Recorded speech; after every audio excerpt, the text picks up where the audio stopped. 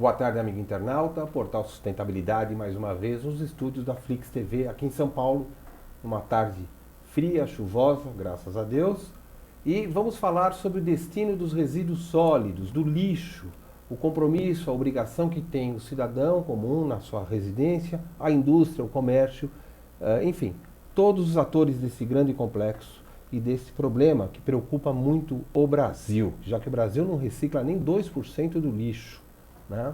E para falar sobre isso, tem uma pessoa que entende profundamente disso, que é minha amiga Tereza Cristina.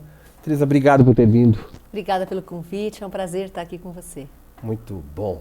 O Brasil tá devagarzinho nisso, né? Ainda não tem essa cultura de reciclar e de dar o destino certo para o lixo, né? Na verdade, nós poderíamos estar muito melhor, né? Temos uma área grande, temos o conhecimento, temos uma lei de resíduos sólidos de 2010 que está em vigor, que é a Lei 12.305, muito boa, mas ainda tem muitos entraves, né? Nós sabemos que os entraves são grandes e, infelizmente, culturais, sociais, políticos, e por todas essas questões nós ainda não conseguimos atender definitivamente como deveria ser essa questão, né? Nós temos na região centro do Brasil, na região norte e nordeste ainda, muitos lixões, nós temos ainda muitos aterros que não estão devidamente licenciados e controlados, e isso é um problema, socioambiental. Eu vou pedir até para o Fábio colocar, Fábio, nosso aniversariante do dia, parabéns, amigo Fábio, diretor técnico aqui da Flix TV, e o Fábio colocasse o primeiro slide para que a gente desse uma panorâmica para o internauta, né? Quer dizer, essa é a Política Nacional de Resíduos, né? E aí estão todos os envolvimentos, né? Seria os resíduos e o rejeito, o que significa isso? Nós vamos falar sobre esses aspectos todos que envolvem a Política Nacional de Resíduos. O slide seguinte, Fábio, por gentileza. Essa responsabilidade ela é compartilhada, é da indústria, também da esfera federal, estadual e municipal, é do cidadão e é do comércio, né? Ou seja, todos estão envolvidos nesse processo. Mais um, Fábio, por gentileza. E pode-se desenvolver e deve ser desenvolvido planos de gerenciamento, onde são feitos diagnósticos, né? Para implementar melhorias e, através de indicadores, conseguir separar e dar o destino adequado para o resíduo. E, por último, Fábio, vamos falar um pouquinho da logística reversa e dos acordos setoriais, né? A gente sabe que os acordos setoriais são aqueles acordos que, por exemplo, quando o cidadão vai no posto de gasolina, aquele óleo é recolhido. Aquilo é um acordo setorial. As lâmpadas, defensivos químicos, embalagens de defensivos químicos, pilhas, são acordos setoriais, mas tem muitos produtos que estão fora ainda desses acordos e é sobre isso que nós vamos falar hoje. Grato, Fábio. Bom, dei uma panorâmica mais ou menos, ou você quer corrigir alguma coisa? Não, eu achei que foi excelente, você colocou bastante bem. Uma coisa muito importante, que eu acho que foi um primeiro slide seu, é a questão da gestão compartilhada e da responsabilidade compartilhada. A lei, ela é bastante clara, e que já vinha desde 98 pela Lei dos Crimes Ambientais, mas a lei, essa da Política Nacional de Resíduos Sólidos, ela é muito clara quanto à corresponsabilidade. Então, por exemplo, num shopping center, o responsável não é só o administrador do shopping, os lojistas também são, ou seja, o gerador. Sim. Temos que olhar sempre a questão do gerador. Você está falando, legalmente, o lojista de um shopping ele é responsável por isso? Conjunto com a administração. Qualquer comerciante em qualquer ponto de São Paulo, é importante ele saber isso. Sim. Por quê? Porque ele é o gerador. Sim. Então, o que a lei é muito clara? O gerador é responsável pelo seu resíduo até o fim dele. Sim. Não é uma questão, eu contrato uma empresa, mando meu resíduo por essa empresa e me sinto que eu estou protegida. Você não está protegido, porque se essa empresa não colocar no local adequado, dentro das normas e das leis, não só federais como estaduais e muitas vezes municipais, você vai ser responsabilizado em algum momento. Sim. É como um síndico de um prédio. Quando o seguro do prédio não está feito, ele é responsável criminalmente se acontecer alguma coisa com o imóvel, né? Nós estamos falando exatamente disso, e que a maioria das pessoas não tem essa noção. E uma outra coisa importante que nós temos que notar é o seguinte, aonde você vai lançar? Porque, que eu volto a falar nisso, porque isso é uma coisa importante. Contrato uma empresa que vai destinar o meu resíduo. Essa empresa tem uma licença, ok, de operação com órgão ambiental, ou seja, com todos os órgãos. Porém, lá em algum momento, eles falham, sofrem às vezes até um processo e eu não estou sabendo. Sim. E eu continuo mandando meu resíduo para lá. Você não está acompanhando? De repente eu vejo na televisão, na mídia, que fecharam, encontraram uma situação. Eu falo, mas esse é o meu, eu sou cliente, né? Esse é o meu fornecedor, vamos dizer assim. Então é muito importante, no nosso trabalho, muitas vezes nós fazemos isso, a questão de você acompanhar, homologar esse dispositor. Tudo bem, ele tem as licenças, tem tudo, mas eu vou lá conhecer, vou verificar a área, vou ver em que condições que eles estão. Então, tem que tomar atenção, porque a lei, eu acho que a nossa lei nacional aí de política de resíduos sólidos, a 12.305, ela é uma das melhores leis que existem hoje no mundo, né? Para definir o que é um plano de gestão de resíduos, o que é logística reversa. Eles definem muito bem o que é rejeito, o que é resíduo, porque existe uma diferença entre o rejeito e o resíduo. Explica isso daí que estava no primeiro slide, na verdade, a diferença do rejeito e do resíduo. O resíduo, ele pode de alguma forma voltar para a cadeia produtiva. Ou ele é reciclável, ou ele participa de um programa de logística reversa. Então, esse é um resíduo. Sim. Então, um papelão, um plástico, um isopor, um vidro, eles são resíduos. O que é rejeito? O rejeito é aquele material que vem de origem de um processo produtivo, seja ele caseiro, industrial, comercial, e que ele de maneira nenhuma tem mais condições de ser reutilizado, reciclado, tornado dentro de um programa de logística reversa. Por exemplo, de hospital, quando ele é contaminado. Por exemplo, papel higiênico sujo. Vamos falar uma coisa simples, né? Que as pessoas todas entendem. Papel higiênico sujo, até hoje não tem uma técnica ainda. Eu acabo lançando isso como rejeito. Sim. Então, a lei, ela define muito bem para que na hora que for feito o plano de gestão de resíduos, isso venha definido. O que é resíduo, o que é rejeito, para que você possa saber como você vai tratar. E o que é orgânico. As pessoas confundem um pouco orgânico com rejeito. O orgânico está sendo destinado para um aterro. Não, o rejeito é uma coisa, o orgânico é outra. Hoje em dia, composto orgânico, por exemplo, restos de comida, em pratos de alimentação em shoppings, pode ser utilizado como para compostagem. Ele pode ser reutilizado, ser retrabalhado, reciclado, feito um programa muito extenso. E gerar energia, inclusive, né? Exatamente. Pode entrar no sistema de biodigestão, pode entrar em compostagem, uma série de pontos. Mas, Tereza, você acha que talvez a lentidão com que isso seja absorvido no Brasil, porque nós sabemos que, por exemplo, na Alemanha tem 40% do lixo reaproveitado e na França, se não me engano, 17% da energia é produzida por lixo. Aí nos países nórdicos, mais de 80% nos países nórdicos. A Suécia é um exemplo, né? No Brasil, eu acho, é uma opinião pessoal e não tem uma visão muito clara no campo técnico, mas eu acho que a cultura aqui não colou, não pegou, porque existe uma impressão que isso vai custar caro para quem está se respeitando a lei. Ou seja, como o brasileiro tem a tendência de desrespeitar a lei, até porque às vezes fica muito bravo com o governo e não sem motivos, e fala, não vou atender mais esta necessidade, eles começam a pensar que, se eu for atender essa legislação, eu vou tirar dinheiro do bolso. E isso não é verdade, né? Não é verdade. Nós temos exemplos de programas que nós, inclusive, temos implantado e que hoje representam uma receita bastante significativa. É o contrário, em vez de tirar dinheiro no bolso, ele põe dinheiro no bolso. Exatamente. O que você tem que fazer é conhecer. Então, cada caso é um caso. Então, nós temos vários segmentos. Temos restaurantes, temos shopping centers, temos vários, né? Vamos falar aí de hotéis. Enfim, se você pegar os segmentos, você estudar os segmentos, aplicar a lei, criar um plano de gestão de resíduos que seja realmente factível, né? Que não seja ilusório, você vai conseguir certamente ter essa receita. Existe este retorno. Porque hoje já existe uma indústria. Ou seja, o lixo tem valor. Tem valor. Embora não tão incentivada como deveria ser, mas existe muitas empresas aí na área de reciclagem.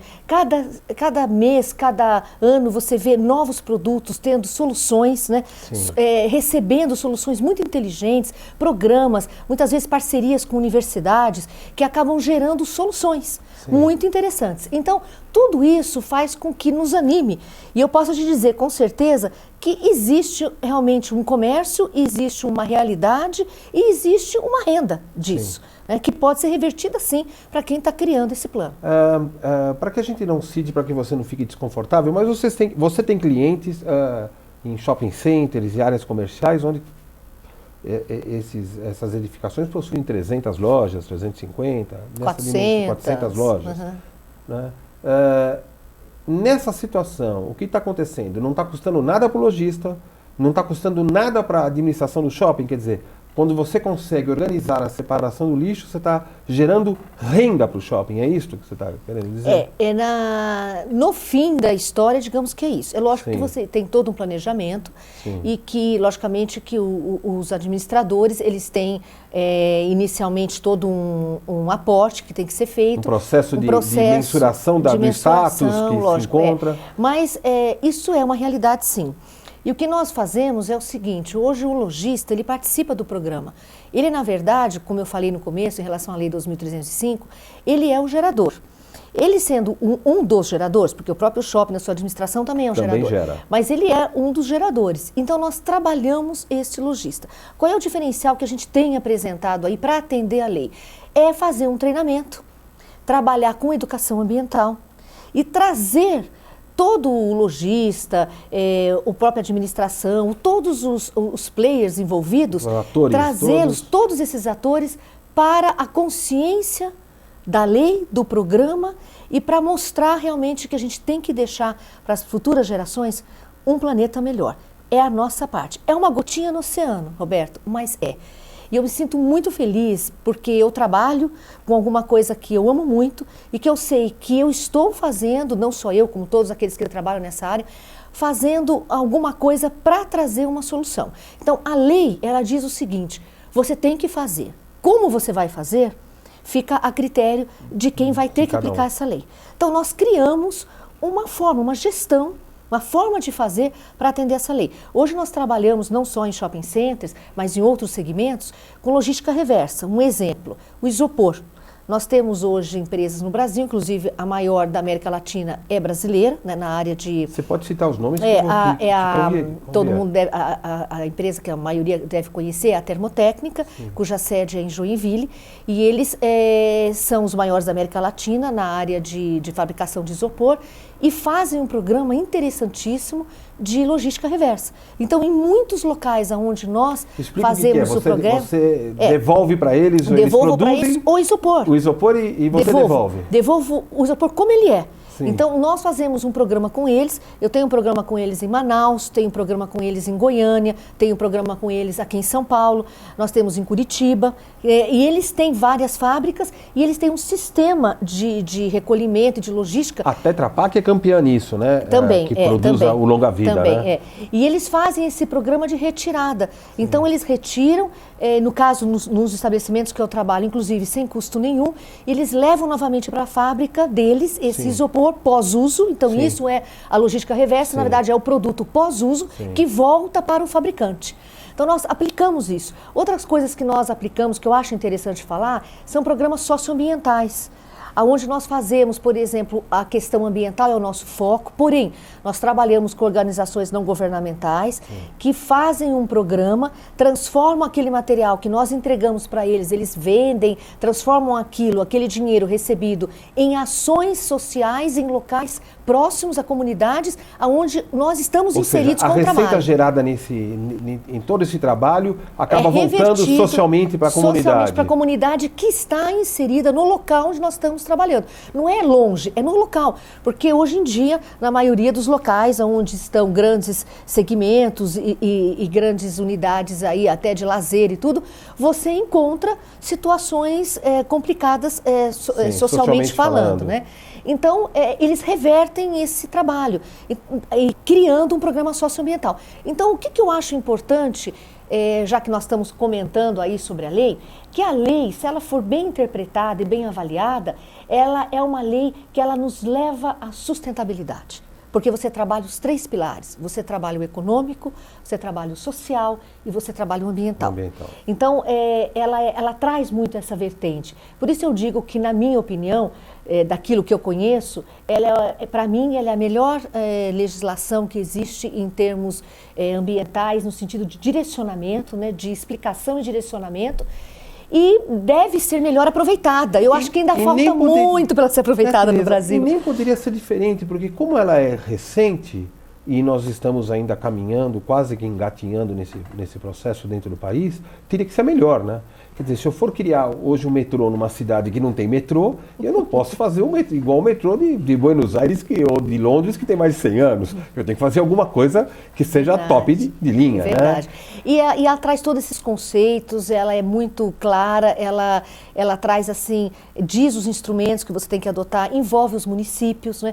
E eu acho assim que é muito importante que os municípios, que a sociedade civil em geral, atente para a necessidade de nós cuidarmos dos nossos resíduos. Sim.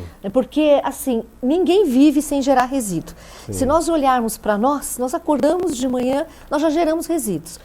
Então, e quanto muito uma praça simples. Ou um shopping, um desses seus clientes gera de resíduo por dia? Isso é muito mais relativo. Ou menos. Fala um número daqueles que você lembra de cabeça. Olha, nós temos aí shopping centers gerando uma média de 8, 9 toneladas por dia. Por dia. Por dia. Dessas 8, 9 toneladas por dia, eu consigo reciclar pelo menos 50% disso. Pelo menos. Meu amigo Roberto Pereira, aqui do Grupo Sonai, esteve aqui o ano passado, que ganhou um prêmio, que por sinal, através de um prêmio internacional. Quantos por cento vocês estão conseguindo naquele shopping que você fez o trabalho? Esse shopping nós estamos conseguindo atualmente 89%. 89%. Teoricamente, nós sabemos por estudos internacionais... 100% é impossível. Até o pessoal brinca comigo, diz assim, rejeito zero existe? Vamos fechar todos os banheiros então dos shoppings e nós vamos ter rejeito zero. Certo. Mas enfim, a gente sabe que teoricamente, a nível de muitos estudos internacionais, 90% é um número que aparece. Sim. E sempre quando eu treino, a gente faz muito treinamento com lojistas, inclusive nós criamos coffee break, fazemos vários eventos para trazê-los para entender o programa. Sim. Porque eu acredito muito que o ser humano, ele faz aquilo que ele aceita, na mente e no coração. Pela motivação, né? Pelo coração. Você tem que entender. A obrigatoriedade é muito complexa, né? Sim, e a gente vê o número de leis que tem aí que não são cumpridas. Você realmente tem que convencer. Então, nós trazemos um trabalho muito forte de treinamento e esclarecimento, talvez seja a palavra mais correta.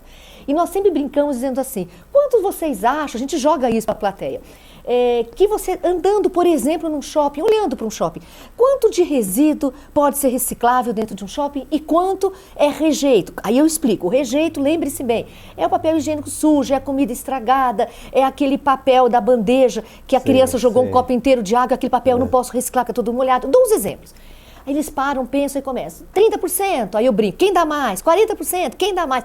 Aí quando eu digo para eles 90%, ninguém acredita. E eu, sendo muito sincera, durante muito tempo falei, é um número muito teórico. A gente sabe que na matemática, na teoria, muitas coisas podem acontecer. E nós atingimos 89% na prática. Beleza. E o mais interessante é que hoje esse número ele está se repetindo. Porque não foi um caso não excepcional. Foi um mês deu 89, que beleza, vamos comemorar, o mês que vem caiu para 50. Não. Nós estamos trabalhando entre 85 e 89 mês a mês. Significa o quê? Que o projeto se consolidou. Então você está em nível sueco, digamos assim, eu estou muito feliz. Eu acho que nós estamos fazendo um trabalho, assim, muito forte, mas muito sincera. O programa é muito interessante, mas a equipe envolvida é muito importante. Por exemplo, a administração exatamente, do local, nós temos logista. muito apoio da alta administração, muito apoio.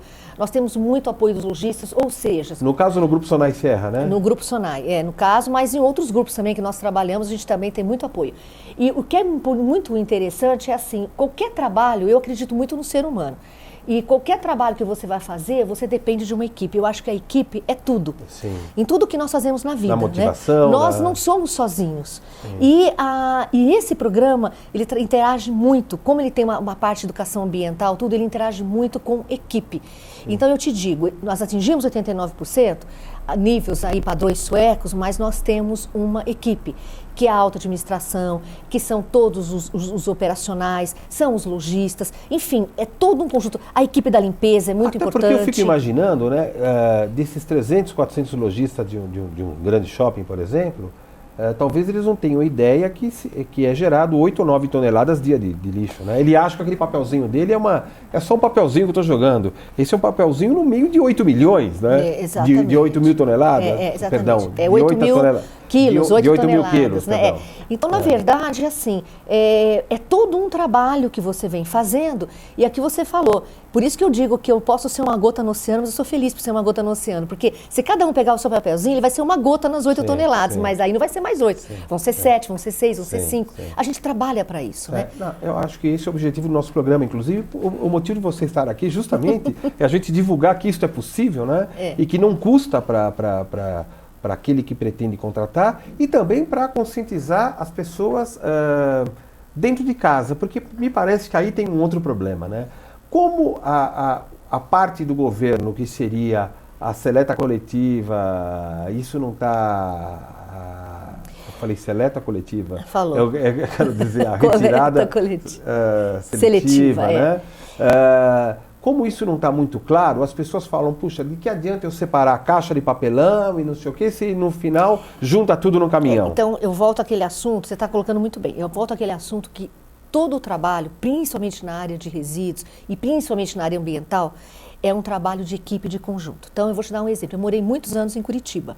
Sim. E Curitiba, na década de 90, tinha um programa fantástico, ainda continua, mas na época era muito forte, da coleta seletiva. Sim. Eu morava num condomínio residencial e nos finais de semana passava no sábado esse caminhão que era o lixo que não é lixo.